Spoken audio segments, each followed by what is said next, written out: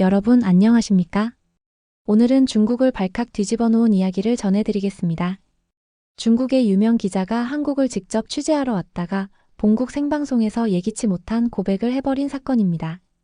원래 그는 한국의 몰락을 증명하겠다며 자신만만하게 출발했지만 실제로 보고 겪은 한국은 전혀 달랐습니다. 그의 여정을 따라가 보면 우리 스스로의 모습을 다시 돌아보게 됩니다. 리웨이, 중국 CNC 경제 채널의 베테랑 기자. 그는 오랫동안 한국을 비판하는 발언으로 인기를 얻어왔습니다. 한국 경제는 과거의 영광일 뿐이다. 중국과는 비교도 안 된다. 그의 말에 시청자들은 환호했고 동료들 역시 한국을 그저 작은 나라 정도로 여겼습니다. 그러던 어느 날 그는 프로듀서에게 말했습니다. 한국을 직접 가보고 싶습니다. 특집 방송을 하고 싶습니다. 프로듀서는 놀라며 말했죠. 지금이 한국 특집을 할 때라고요? 그는 자신 있게 답했습니다. 네, 한국이 얼마나 뒤처져 있는지 확인하고 오겠습니다. 그는 출발 전날 SNS에 글을 남겼습니다. 한국의 진짜 모습을 보고 오겠다. 기대하라. 팔로워들은 한국의 몰락을 제대로 보여달라는 댓글로 환호했습니다. 그는 마음속으로 확신했습니다. 이번 취재로 내 경력에 큰 획을 긋게 될 거라고. 한국의 민낯을 드러내는 첫 중국 기자가 될 거라고. 그렇게 비행기에 오른 그는 전혀 예상 못한 경험을 하게 됩니다. 인천공항에 도착하자 그는 깜짝 놀랐습니다. 자동 출입국 시스템은 빠르고 정확했고 공항은 깨끗하고 질서정연했습니다. 택시에 오르자 기사님이 서툰 중국어로 인사를 건넸습니다. 니하오, 중국에서 오셨어요? 깜짝 놀란 그는 기사에게 목적지를 말했고 택시는 정돈된 고속도로를 달리기 시작했습니다. 창밖으로 펼쳐진 서울의 풍경은 그가 알고 있던 한국과 달랐습니다. 고층 빌딩과 세련된 상점, 맑은 하늘이 눈에 들어왔습니다. 그는 속으로 중얼거렸습니다. 이게 몰락한 나라라고? 내가 알던 한국과는 다르잖아. 호텔에 도착한 그는 체크인을 마치고 주변을 걸어보았습니다. 거리는 깨끗했고 사람들은 세련되게 옷을 입고 있었습니다. 카페에 들어가자 직원은 영어로 응대하며 중국어 메뉴까지 내밀었습니다. 외국인을 위해 이런 서비스까지? 그는 놀라며 생각했습니다. 커피를 마시며 노트북을 펼치자. 옆자리의 젊은이들이 태블릿과 노트북, 스마트폰을 동시에 활용하며 공부하고 있었습니다. 그들의 집중된 모습은 한국 드라마에서 보던 장면 같았고 동시에 이 나라의 현재를 보여주고 있었습니다. 그는 장펑이라는 후배 기자에게 메시지를 보냈습니다. 첫날부터 놀라운 게 많다. 한국은 우리가 생각한 것과 달라. 돌아온 답장은 짧았습니다. 선배, 벌써 세뇌당하신 건 아니죠? 그는 웃으며 대답했습니다. 아니, 그냥 사실을 말하는 거야. 내일 더 확인해보자. 그렇게 서울의 첫밤을 보낸 그는 창밖 야경을 바라보며 생각했습니다. 이건 단지 시작일 뿐이야. 겉모습만 보고 속단할 수는 없어. 더 깊이 들어가 봐야 해. 하지만 이미 마음속의 편견 일부가 무너지고 있다는 사실을 그는 알지 못했습니다. 다음날 아침 그는 호텔 근처 카페로 향했습니다. 삼성전자 본사 취재를 앞두고 계획을 정리하려던 참이었죠. 커피를 주문하면서 한국어로 아메리카노 한 잔이요라고 말하자 직원은 미소를 지으며 서툴지만 정성스러운 중국어로 여기 있습니다 라고 대답했습니다. 발음은 어색했지만 그 진심 어린 노력에 그는 감동했습니다. 노트북을 켜고 자료를 살펴보던 그는 옆자리에서 한 한국인 남자가 영어로 말을 걸어오는 것을 들었습니다. 중국에서 오셨나요? 방금 중국어로 말씀하시던데요. 그는 고개를 끄덕이며 대화에 응했습니다. 알고 보니 그 한국인은 상하이에서 3년간 일한 경험이 있었고 중국의 경제 발전 속도를 높이 평가했습니다. 리웨이는 당황했습니다. 중국 언론과 SNS에서는 한국인들이 중국인을 싫어한다는 말만 넘쳐났는데 눈앞의 한국인은 오히려 존중과 호기심을 보였기 때문이었습니다. 대화를 마치고 계산을 하려는 순간 그는 지갑이 없다는 사실을 깨달았습니다. 주머니도 가방도 뒤져봤지만 어디에도 없었습니다. 순간 식은땀이 흐르며 가슴이 철렁 내려앉았습니다. 신분증과 카드, 현금이 모두 들어있었기 때문이었죠. 그는 급히 후배 장펑에게 전화를 걸었습니다. 지갑을 잃어버렸어. 어제 갔던 곳을 다 찾아봐야 할 것 같아. 장펑은 한숨을 내쉬며 말했습니다. 선배, 한국에도 도둑 많다고 들었는데 찾기 어려울 겁니다. 체념하며 숙소로 돌아가려는 순간 카페 직원이 달려와 그를 불렀습니다. 손님, 지갑 두고 가셨어요. 그녀의 손에는 분명 그의 지갑이 들려 있었습니다. 그는 믿을 수 없는 마음으로 지갑을 열어봤습니다. 카드도 현금도 단 한 푼도 빠지지 않고 그대로였습니다. 직원은 웃으며 말했습니다.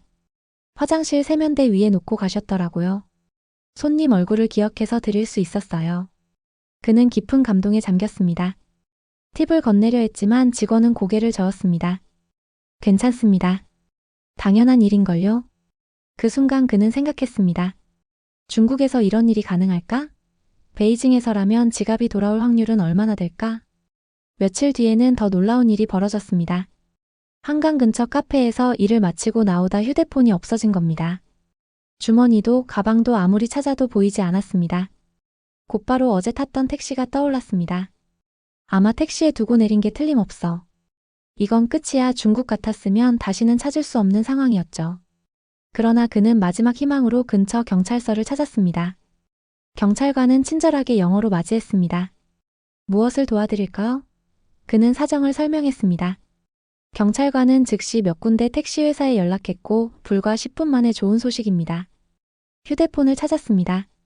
기사님이 보관하고 계세요. 라고 말했습니다. 30분 뒤 택시 기사가 직접 경찰서로 휴대폰을 가져다 주었습니다. 좌석 틈에 끼어 있더군요. 다행히 발견했습니다. 그는 사례금을 주려 했지만 기사는 손을 저으며 말했습니다. 괜찮습니다. 당연한 일을 했을 뿐입니다. 경찰관도 웃으며 덧붙였습니다. 한국에서는 분실물을 주인이 찾을 수 있도록 돌려주는 게 보통입니다. 그는 놀라움을 넘어 충격에 빠졌습니다. 이건 단순한 제도가 아니라 사람들의 정직이 만들어낸 문화구나. 그는 후배 장펑에게 다시 전화를 걸었습니다. 휴대폰을 찾았어. 기사님이 직접 돌려주셨어. 장펑은 믿기지 않는다는 듯 대답했습니다. 선배, 정말 운이 좋으셨네요. 그러나 그는 단호하게 말했습니다. 운이 아니야. 이건 이 나라의 시스템과 사람들의 정직함 때문이야. 내가 지금 경험하는 한국은 우리가 알던 그 나라가 아니야. 지갑과 휴대폰 사건으로 그는 이미 큰 충격을 받은 상태였지만 본격적인 취재는 이제부터였습니다. 삼성전자 본사에 도착하자 눈앞에 펼쳐진 거대한 건물과 첨단 보안 절차에 압도당했습니다. 안내 직원은 중국어로 정확히 그의 이름을 발음하며 환영했고 보안 안내문도 중국어로 준비되어 있었습니다. 작은 배려 하나까지 세심하게 챙겨진 모습에 그는 속으로 감탄했습니다. 연구소 내부를 둘러보며 그는 다시 한번 놀랐습니다. 반도체, 디스플레이, 인공지능 등 최신 기술들이 실제로 구현되고 있었고 그 시스템과 연구 환경은 상상 이상이었습니다. 그는 속으로 인정할 수밖에 없었습니다. 중국이 따라잡으려면 아직 멀었다. 한국 기업들이 여전히 세계 정상에 서 있는 건 우연이 아니구나. 그날 오후 그는 한강이 내려다 보이는 카페에서 노트북을 열어 취재 내용을 정리했습니다. 중국 언론에서 흔히 전하는 쇠락하는 한국 기업이라는 이미지와는 전혀 달랐습니다. 창밖의 석양을 바라보던 그는 스스로에게 물었습니다. 이걸 어떻게 기사로 써야 하지? 내가 말해온 것과는 너무 다르잖아. 다음 날 그는 현대자동차 연구소를 방문했습니다. 넓은 부지, 첨단 설비, 그리고 자신감 넘치는 연구원들의 모습이 인상적이었습니다. 안내를 맡은 관계자는 이렇게 말했습니다. 전기차만으로는 미래를 책임질 수 없습니다. 대형 상용차나 장거리 운행에는 수소가 훨씬 효율적입니다. 그는 고개를 끄덕였습니다. 중국은 전기차에 올인하고 있었지만 한국은 더 다양한 가능성을 열어두고 있었습니다. 구내 식당에서 점심을 먹으며 그는 또 하나 놀라운 장면을 목격했습니다. 세계 각국에서 온 엔지니어들이 어울려 식사하며 의견을 나누고 있었던 겁니다. 우리는 국적보다 능력을 봅니다. 글로벌 인재를 받아들이는 게 경쟁력의 원천이지요. 관계자의 말은 간단했지만 큰 울림을 주었습니다. 중국에서는 외국인 채용이 쉽지 않았는데 한국은 훨씬 개방적이었고 그것이 다양성과 혁신으로 이어지고 있었습니다. 오후에는 디자인 센터를 둘러봤습니다. 위계에 얽매이지 않고 디자이너들이 자유롭게 토론하고 아이디어를 공유하는 분위기는 그에게 낯설었지만 동시에 인상적이었습니다. 우리는 수직적 문화에서 수평적 문화로 빠르게 변화하고 있습니다. 창의성은 자유로운 환경에서 자라니까요. 센터장의 설명이 귀에 남았습니다. 연구소를 나서는 길 담당자가 물었습니다. 리웨이 기자님, 한국에 대한 첫인상은 어떠십니까? 그는 잠시 망설이다가 솔직하게 대답했습니다. 처음 생각했던 것과 많이 다릅니다. 중국에서는 한국 경제가 어려움을 겪고 있다고만 알려졌는데 실제로는 전혀 그렇지 않군요. 담당자는 웃으며 답했습니다. 물론 우리도 도전과 어려움이 있습니다. 하지만 위기를 기회로 바꾸는 게 한국인의 DNA입니다. 그날 밤 호텔로 돌아와 그는 깊이 고민했습니다. 방송국은 내가 한국의 몰락을 보여주길 기대하고 있다. 하지만 내가 본 한국은 오히려 정반대다. 나는 기자로서 무엇을 전해야 하는가? 창밖에 펼쳐진 서울의 야경을 바라보며 그는 느꼈습니다. 이제 나는 단순히 몰락을 증명하려는 기자가 아니다. 진실을 찾아가는 기자가 되었다. 그는 한국 사회의 진짜 속살을 보기 위해 방송국을 찾았습니다. 서울의 KBS 본사에 들어서자 활발하게 움직이는 기자들과 개방적인 뉴스룸 분위기가 눈에 들어왔습니다. 기자들은 서로의 기사를 자유롭게 토론하며 더 나은 방향을 찾고 있었고 그는 그 광경에 적잖이 놀랐습니다. 이곳은 24시간 멈추지 않습니다. 언제나 시청자에게 가장 정확한 정보를 전달하기 위해 노력하지요. 한 PD의 설명이 이어졌습니다. 인터뷰실에서 마주 앉은 PD는 그에게 물었습니다. 리웨이 씨는 그동안 한국에 대해 어떤 기사를 주로 쓰셨나요? 그는 솔직히 대답했습니다. 주로 한국 경제의 약점이나 중국과의 경쟁에서 뒤처진다는 점을 강조했습니다. 사실 이번이 첫 방문입니다. PD는 차분하게 고개를 끄덕였습니다. 그렇군요. 이번에 기대했던 것과 다른 점이 있나요? 그는 잠시 생각하다 말했습니다. 솔직히 거의 모든 것이 다릅니다. 한국은 예상보다 훨씬 발전했고 사람들은 정직하고 친절했습니다. 그는 조심스레 또 하나의 질문을 꺼냈습니다. 한국은 반중 감정이 심하다는 이야기를 들었는데 사실입니까? PD는 잠시 생각하다 답했습니다. 미디어가 만든 이미지일 뿐입니다. 역사와 정치적 갈등은 있지만 일반 시민들은 중국인들에게 적대적이지 않습니다. 오히려 중국 문화에 관심을 가지고 친구가 되려는 사람들이 많지요. 그 대답은 그가 가진 선입견을 또 한 번 무너뜨렸습니다. 기자들과의 간담회에서도 그는 비슷한 이야기를 들었습니다. 우리도 중국에 대해 편향된 보도를 할 때가 있습니다. 하지만 서로를 더 잘 이해하려는 노력이 필요하지요. 그들의 솔직함은 그에게 큰 울림을 주었습니다. 중국에서는 문제를 드러내기보다 감추려 하는 경우가 많았는데 한국에서는 정반대였습니다. 그는 속으로 반성했습니다. 나는 지금까지 얼마나 일방적인 시각으로만 한국을 바라봤던가. 취재 여정이 막바지에 이르자 그는 마지막으로 남산타워를 찾았습니다. 버스에 오르자 기사님이 서툰 중국어로 인사했습니다. 니하오, 남산타워 가시나요? 그는 웃으며 대답했습니다. 버스가 산을 오르는 동안 기사님은 작은 사탕 봉지를 건네며 말했습니다. 날씨가 쌀쌀하니 드세요. 그 작은 친절에 그는 마음이 뭉클해졌습니다. 전망대에 도착해 서울 전경을 내려다보던 그는 우연히 만난 한국 노부부와 대화를 나누게 되었습니다. 그들은 그에게 사진을 찍어주며 이렇게 말했습니다. 우린 작년에 베이징에 다녀왔는데 중국 사람들 덕분에 참 즐거운 여행을 했어요. 그 순간 그는 깨달았습니다. 미디어가 만들어낸 갈등과 적대감은 사실 국민들 사이에서는 크지 않았습니다. 오히려 서로에 대한 호기심과 존중이 있었습니다. 작은 사탕, 따뜻한 인사, 웃으며 건네는 한마디.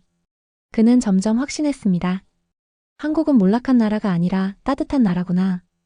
이 나라의 진짜 힘은 GDP와 기술만이 아니라 사람들의 마음과 정직 그리고 친절에서 나오는 거야.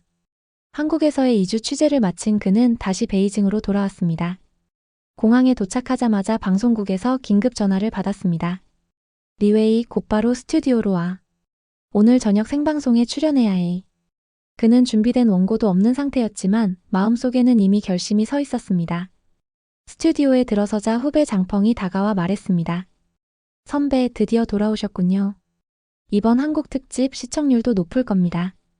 하지만 방송국이 원하는 건 한국의 약점이라는 거 잊지 마세요. 그는 장펑의 눈을 똑바로 바라보며 물었습니다. 만약 내가 진실을 말한다면? 우리 시청자들은 받아들일까? 장펑은 잠시 망설이다가 조용히 대답했습니다. 선배가 판단하실 일이지만 많은 사람들이 듣고 싶어 하는 건 한국의 약점일 겁니다. 곧 방송이 시작되었습니다. 진행자가 환한 미소로 그를 소개했습니다. 시청자 여러분, 오늘은 특별한 손님을 모셨습니다. 한국 현지를 직접 취재하고 돌아온 리웨이 기자입니다. 리웨이 기자, 한국은 정말 몰락하고 있습니까? 스튜디오의 불빛이 뜨겁게 쏟아졌습니다. 그는 심호흡을 하고 입을 열었습니다. 제가 본 한국은 우리가 알고 있던 모습과 달랐습니다. 한국은 몰락한 나라가 아니었습니다. 순간 스튜디오는 고요해졌습니다. 그는 이어서 말했다. 삼성과 현대는 여전히 세계를 선도하고 있었고 젊은 스타트업들은 세계 시장을 향해 도전하고 있었습니다. 한국 사회는 문제를 감추지 않고 토론하며 위기를 기회로 바꾸는 힘을 가지고 있었습니다. 진행자는 당황한 기색을 감추지 못하며 끼어들었습니다. 하지만 한국 경제 성장률이 둔화되었다는 통계가 있는데요. 그는 고개를 끄덕이며 차분하게 대답했습니다. 맞습니다. 그러나 중요한 건 그들의 회복력입니다. 한국인들은 문제를 숨기지 않고 드러내며 해결책을 찾아갑니다. 그것이야말로 진짜 강점입니다. 이어서 진행자가 물었습니다. 한국인들의 반중 감정은 어땠습니까? 그는 주저하지 않았습니다. 제가 만난 한국인들은 대부분 친절하고 정직했습니다. 지갑과 휴대폰을 잃어버렸을 때 온전히 돌려받았고 일상 속에서 작은 친절을 베푸는 사람들을 만났습니다. 미디어가 그린 적대적인 모습은 제 경험과 달랐습니다. 방송 중 SNS 반응은 실시간으로 쏟아졌습니다. 리웨이 한국에 세뇌당했다. 한국 돈을 받은 거 아니냐? 하지만 그는 흔들리지 않았습니다. 카메라를 향해 마지막으로 힘주어 말했습니다. 진실은 직접 가봐야 알 수 있습니다. 여러분, 다른 나라 이야기를 들을 때는 언제나 다양한 시각으로 바라봐야 합니다. 방송이 끝나자 프로듀서가 다가와 화난 얼굴로 말했습니다. 리웨이, 우리가 원한 건 이런 게 아니잖아. 그는 담담하게 대답했습니다. 나는 기자입니다. 내가 본 진실을 말했을 뿐입니다. 그날 밤 그의 SNS에는 비난과 응원이 뒤섞여 쏟아졌습니다. 하지만 그의 마음은 오히려 편안했습니다. 오랜만에 진정한 기자로서 양심을 지켰다는 생각이 들었기 때문입니다. 집으로 돌아가는 길, 그는 가방 속에서 남산에서 받은 작은 사탕 봉지를 꺼내 하나를 입에 넣었습니다. 달콤한 맛이 번지며 서울의 야경과 따뜻한 미소들이 떠올랐습니다. 그는 다짐했습니다. 앞으로 나는 사람들이 듣고 싶어 하는 말이 아니라 내가 직접 보고 경험한 진실을 전하겠다. 그게 기자의 사명이다. 그날 이후 그는 다양한 국가와 문화를 직접 경험하며 심층 취재 시리즈를 이어갔습니다. 처음엔 논란이 많았지만 점차 많은 시청자들이 새로운 시각을 인정하기 시작했습니다. 책상 위에 놓인 작은 열쇠고리를 바라볼 때마다 그는 마음속으로 다짐했습니다. 진실을 말하라. 그것이 기자의 길이다. 그리고 이 경험은 그 자신에게도 잊지 못할 깨달음을 남겼습니다. 한국은 결코 몰락한 나라가 아니었습니다. 정직과 친절, 그리고 위기를 극복하는 힘으로 여전히 세계 속에서 빛나는 나라였습니다. 여러분, 오늘 이야기를 통해 한국의 진짜 힘을 다시금 느끼셨길 바랍니다. 이 영상이 마음에 와닿으셨다면 구독과 좋아요 부탁드립니다. 감사합니다.